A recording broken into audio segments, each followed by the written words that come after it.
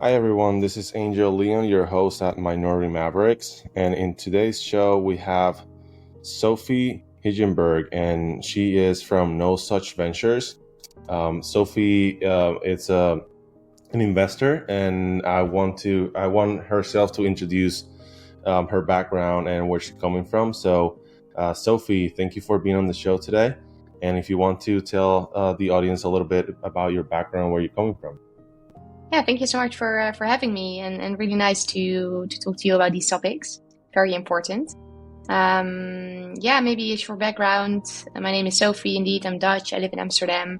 I'm working in VC and venture capital now for 2.5 years at a company which is indeed called No Such Ventures for a reason.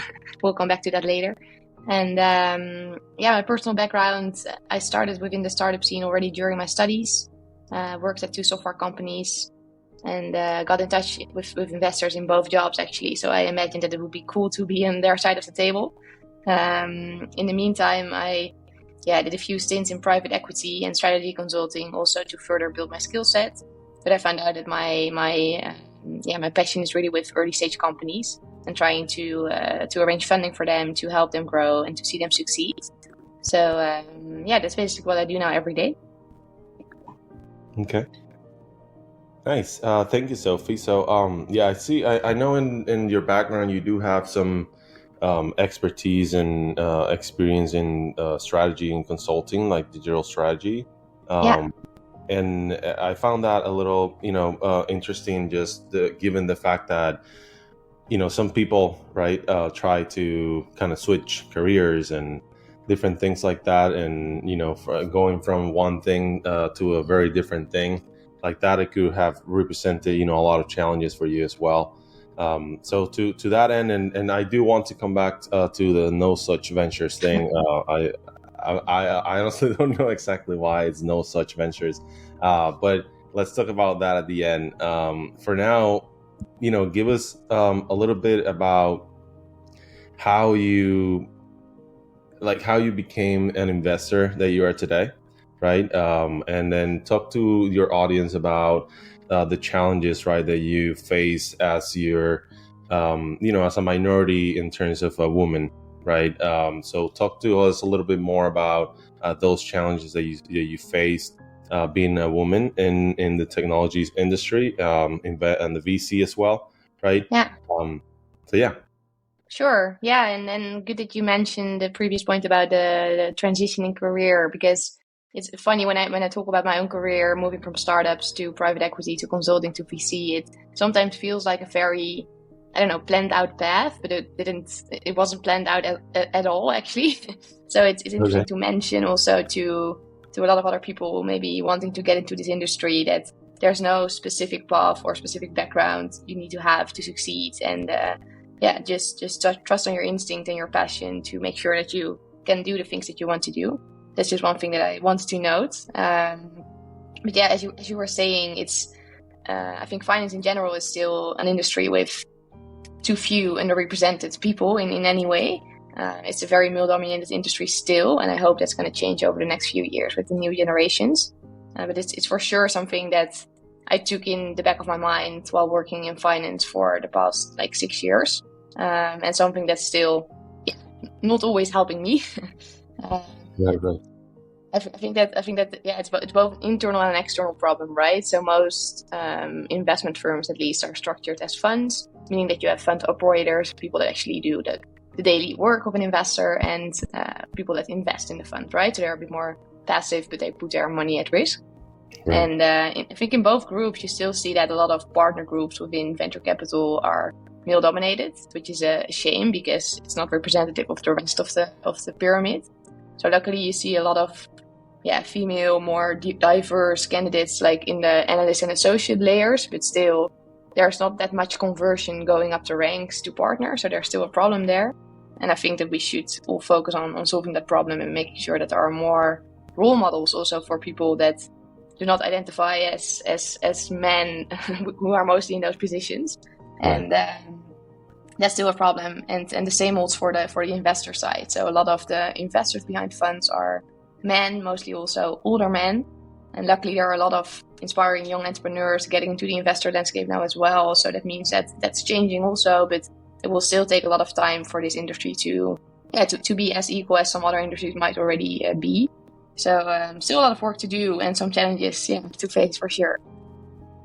Yeah, definitely. And, amongst most of the minority groups, right, I feel that women are also the main minority group that has been like a little bit more, I don't know, I would say louder than all the other ones, and which is really really nice and good to see.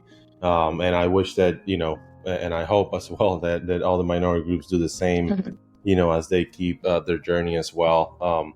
But to that end, Sophie, and thank you so much. You have a great background, and we really appreciate what you do, and we really believe in the power of just speaking up. And this is the whole idea of this show, right? To just create that awareness and share these stories. In terms of No Such Ventures, like how do you guys support diversity within your portfolio currently? Yeah, good question. And that's also still something that I think will never be 100% good in a way. So if I look at our own deal flow, but also our portfolio, I still think there are way too less underrepresented founders talking to us and in our portfolio. But it is something that's very important to us. So we try to benchmark ourselves better to focus more on events or networks where there are more minority or underrepresented founders, and try to get in touch with them, but also support our current portfolio by creating a diverse management team, for example, or by making sure that the organization in total is like an equal split of all different backgrounds and gender and interests and whatnot. So it's something that is for a lot of people a large priority, but it's also tough to get to a level that you can sustain. So it's mostly being part of the right networks, making sure that everyone is educated on the topic, and maybe also kind of help underrepresented founders more than you would help not underrepresented founders, so to say. Right. So if I look at my personal approach to that, for example, is, I get quite some messages from people that, for example, want to break into VC, or founders that ask for advice on should I raise a funding round or not. And I try to be quite selective in like talking to all these people, of course, because you only have like 9 or 10 working hours in a day. But still, I then always try to talk to the female founders, or the women that want to break into VC, or the underrepresented groups that send me a message. So it's quite easy to allocate a bit more attention to the groups that need it more, compared to the ones that might also be good without your help. And that's one way that I try to approach to at least contribute my own part. That's great, Sophie. Yeah, that's it's funny that you say that, actually, because I feel that it's all the other way around. Right, and that's exactly one of the main problems, right? That we're really dedicating enough time, and that's one of the main things that we also want to do at X Labs as well, right? So we want to be able to dedicate as much time as possible with these entrepreneurs. We understand their challenges, right? They it doesn't matter which minority group you come from. You do face very specific challenges when you're a woman or a person of color or Hispanic. And then these very specific challenges are not being addressed, or they're just not being addressed properly. So to that end, Sophie, I would love to hear a little bit about, how did you navigate the industry as a woman, right? And then maybe this also serves as a section here where you can give that feedback and that advice to any aspiring entrepreneur, advisor, or founder out there. Specifically talk to your group, right? To your and then just tell us a little bit about how you navigated that, and then how do you think that they should navigate this themselves, or any tips and tricks, right, that you have for them in terms of how to navigate the tech industry as a woman. Yeah, sure. And a very interesting topic, I think, to discuss. There's also not one good answer to that, of course, but I can, of course, share from my own experience how I look at this. I think the main challenge is there are still a lot of people in tech and in finance and everywhere that do not take you as serious as they might take a male peer. And that's quite a tough start of a conversation if you already feel like you're 10-0 behind and you have to kind of work yourself up by making good comments, while one of my male peers, for example, gets in way quicker, right? Or gets things done way quicker, and that's quite tough.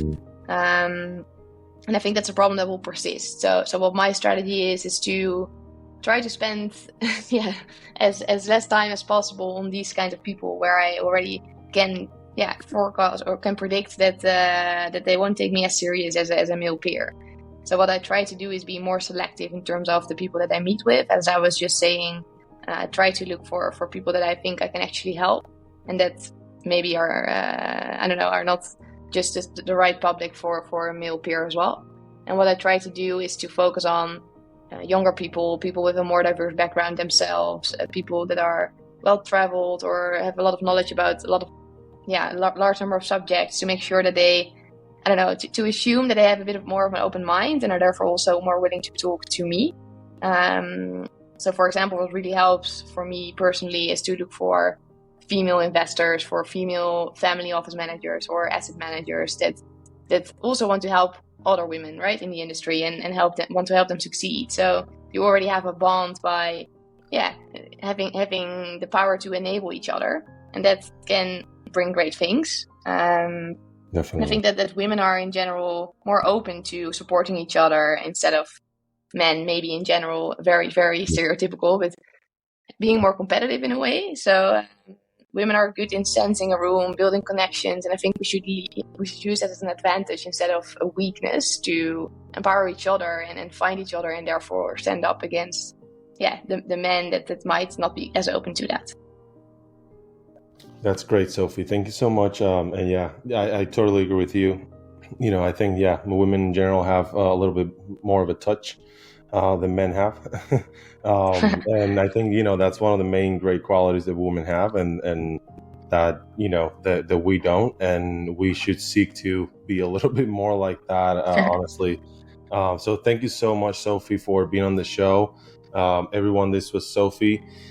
She's from No Such Ventures. Her links are going to be on this episode as well. Thank you so much for your story. We all love your story, and I really hope and wish that other minority entrepreneurs out there, especially women that are listening to this, understand that there's people out there just like Sophie that's listening and that's willing to help. So you're not alone, and there's people out there that do want to see you succeed. They do want to see you grow. Other than that, this was Minority Mavericks, and Sophie, thanks again for being on the show. Thank you, Angel. Very nice to have this chat, and thanks for putting in your time and efforts to do great things. Thank you, Sophie. Thank you, everyone.